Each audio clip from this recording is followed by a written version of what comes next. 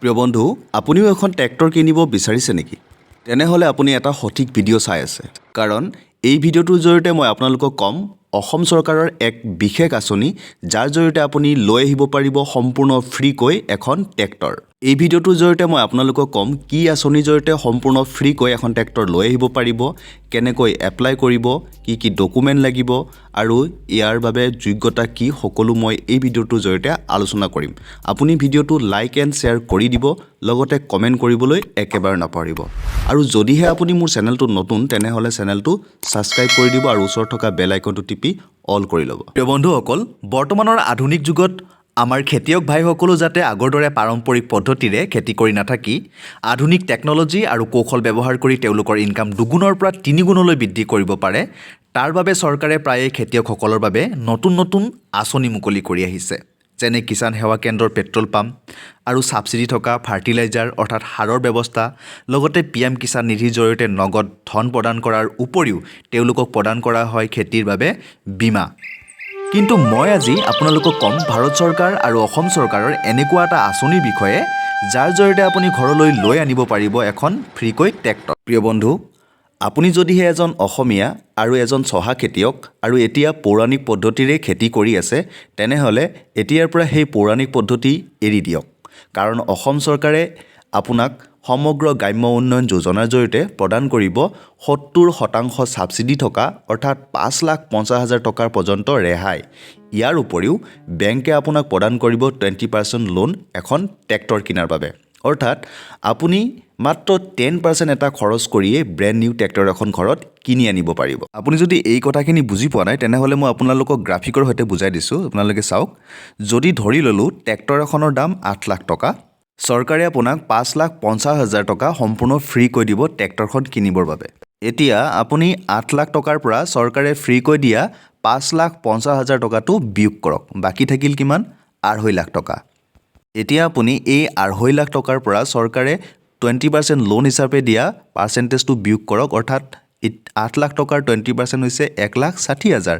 এতিয়া 2.5 লাখৰ পৰা 1,60,000 আপুনি বিয়োগ কৰক, বাকী থাকিল কিমান? 90,000 টকা। অৰ্থাৎ আপুনি ডিলাৰত কেৱল 90,000 টকা দিয়েই এখন ব্ৰেণ্ড নিউ ট্ৰেক্টৰ লৈ আহিব পাৰিব।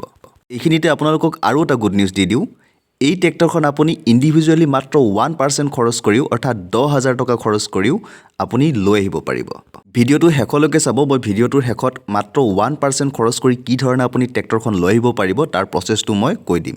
প্ৰিয় বন্ধুসকল, এতিয়া জানো আহক আপোনাৰ কি ডকুমেণ্ট থাকিব লাগিব যদি আপুনি এই ফ্ৰী ট্ৰেক্টৰখন এপ্লাই কৰিব বিচাৰে। 1 নম্বৰতে হৈছে আধাৰ কাৰ্ড, 2 নম্বৰতে পেন কাৰ্ড, 3 নম্বৰতে হৈছে লেণ্ড ডকুমেণ্ট অৰ্থাৎ আপোনাৰ মাটিৰ পট্টা, 4 নম্বৰতে লাগিব ডমিচিয়েল চাৰ্টিফিকেট আৰু 5 নম্বৰত লাগিব আপোনালোকৰ এখন বেংক একাউণ্ট অৰ্থাৎ জইণ্ট বেংক একাউণ্ট। প্ৰিয় বন্ধুসকল, এতিয়া জানো আহক এই আঁচনি এপ্লাই কৰিবলৈ আপোনাৰ কি যোগ্যতা থাকিব লাগিব। 1 নম্বৰতে হৈছে আপুনি এজন খেতিয়ক হ'বই লাগিব। আপুনি যদি খেতিয়ক নহয়, তেনেহ'লে এই আঁচনি আপুনি এপ্লাই কৰিব নোৱাৰিব। 2 নম্বৰতে হৈছে এই ট্ৰেক্টৰ ইণ্ডিভিজুৱেলি ল'ব নোৱাৰিব।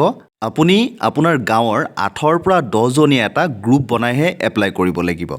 লগতে আৰু এটা কথা মনত ৰাখিব, এই যিটো গ্ৰুপ বনালে আপোনালোকে 8ৰ পৰা 10 জনীয়া, তাতে এটা ফেমিলিৰ কেৱল এজন ব্যক্তিকহে সন্নিৱিষ্ট কৰিব, এজনতকৈ বেছি ব্যক্তি আপোনালোকে নাৰাখিব। 3 নম্বৰটো হৈছে আপোনালোকৰ যিটো গ্ৰুপ বনালে, এই গ্ৰুপটোৰ এখন জইণ্ট বেংক একাউণ্ট থাকিব লাগিব, অৰ্থাৎ আপোনালোকৰ গ্ৰুপটোৰ এটা জইণ্ট বেংক একাউণ্ট আপোনালোকে বনাই ল'ব। 4 অৰ্থাৎ লাষ্ট ক্ৰাইটেৰিয়াটো হৈছে এই গ্ৰুপটোৱে যদি আগতে এনেকুৱা আঁচনিৰ জৰিয়তে ফ্ৰী ট্ৰেক্টৰৰ সুবিধা লৈছিল, তেনেহ'লে এই নতুনকৈ ট্ৰেক্টৰ লোৱাৰ বাবে ইলিজিবল নহ'ব। প্ৰিয় বন্ধুসকল, এতিয়া আপোনালোকে এই আঁচনি কি ধৰণে এপ্লাই কৰিব লাগিব তাৰ ষ্টেপবিলাকো জানি লওক। এই আঁচনি আপোনালোকে এপ্লাই কৰিব লাগিব অফলাইন যোগে। অফলাইন যোগে এপ্লাই কৰিবলৈ আপোনালোকে যাব লাগিব ডিষ্ট্ৰিক্ট এগ্ৰিকালচাৰ অফিচলৈকে। আপোনালোকৰ নিজৰ ডিষ্ট্ৰিক্টত থকা ডিষ্ট্ৰিক্ট এগ্ৰিকালচাৰ অফিচত যাব। তাতে গৈ আপোনালোকৰ যিটো গ্ৰুপ বনালে, এই গ্ৰুপটোৰ ডকুমেণ্ট ছাবমিট কৰিব। তেতিয়া আপোনালোকক এই ডিষ্ট্ৰিক্ট এগ্ৰিকালচাৰ অফিচৰ পৰা এখন এপ্লিকেশ্যন ফৰ্ম দিব। এই এপ্লিকেশ্যন ফৰ্মখন আপোনালোকে ফিল আপ কৰি DLC অফিচত জমা দিব লাগিব। এতিয়া ষ্টেপ নম্বৰ 3, আপোনালোকৰ গাঁৱৰ পৰা ইতিমধ্যে কোনো গ্ৰুপে যদি এই আঁচনিৰ জৰিয়তে ট্ৰেক্টৰ লোৱা নাই, তেনেহ'লে আপোনালোকক DLC অফিচে চিলেক্ট কৰিব।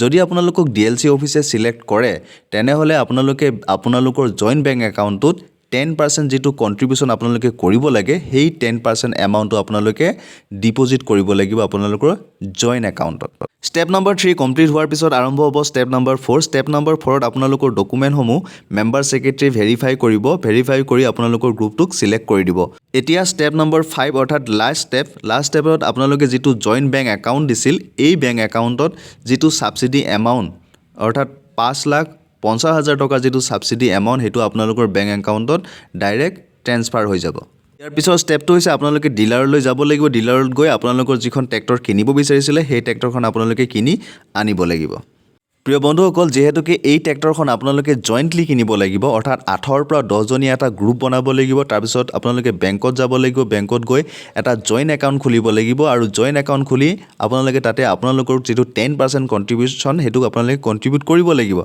যেহেতুকে এই গ্ৰুপটোত 10 জনীয়া এটা মেম্বাৰ থাকে তেনে হলে আপোনালোকৰ গাই প্ৰতি অৰ্থাৎ ইন্ডিভিজুৱেলি মাত্ৰ এটা 1% হে আপোনালোকে কন্ট্ৰিবিউট কৰিব লাগিব 1% যদি 1 লাখ টকাৰ যদি 1% হয় তেনে হলে মাত্ৰ 10,000 টকা দিয়ে আপুনি এই ট্ৰেক্টৰখনৰ মালিক হ'ব পাৰিব প্ৰিয় বন্ধুসকল আপোনালোকে আৰু এটা কথা মনোযোগ দিয়ক এই আঁচনিৰ জৰিয়তে ইতিমধ্যে বহু গাঁৱৰ পৰা লোকে ট্ৰেক্টৰ ক্ৰয় কৰিছে যদিহে আপোনালোকৰ গাঁৱৰ পৰা ইতিমধ্যে কোনো গ্ৰুপে ট্ৰেক্টৰ ক্ৰয় কৰিছে তেনে হলে কিন্তু আপোনালোকৰ গ্ৰুপটোই এই গাঁৱৰ পৰা ট্ৰেক্টৰ কিনাৰ বাবে এলিজিবল নহব হেয়েহে আপোনালোকে আপোনালোকৰ গাঁৱৰ পৰা কোনো লোকে ট্ৰেক্টৰ ক্ৰয় নকৰাৰ আগতে আপোনালোকে এটা গ্ৰুপ বনাই এটা জয়েন্ট বেংক একাউন্ট খোলক জয়েন্ট বেংক একাউন্ট খুলি ডিএলসি অৰ্থাৎ ডিস্ট্ৰিক্ট এগ্ৰিকালচাৰ অফিচত গৈ আপোনালোকৰ ফৰ্মখন আনি ফৰ্ম ফিলআপ কৰি ডিএলসি অফিচত জমা দিয়ক যদিহে আপোনালোকৰ গাঁৱৰ পৰা এই আঁচনিৰ জৰিয়তে কোনো ব্যক্তিয়ে ইতিমধ্যে ট্ৰেক্টৰ ক্ৰয় কৰিছে তেনে হলে আপোনালোকে অন্য গাঁৱৰ পৰা আপোনালোকে ট্ৰেক্টৰ ক্ৰয় কৰিব লাগিব অৰ্থাৎ আপোনালোকে অন্য গাঁৱৰ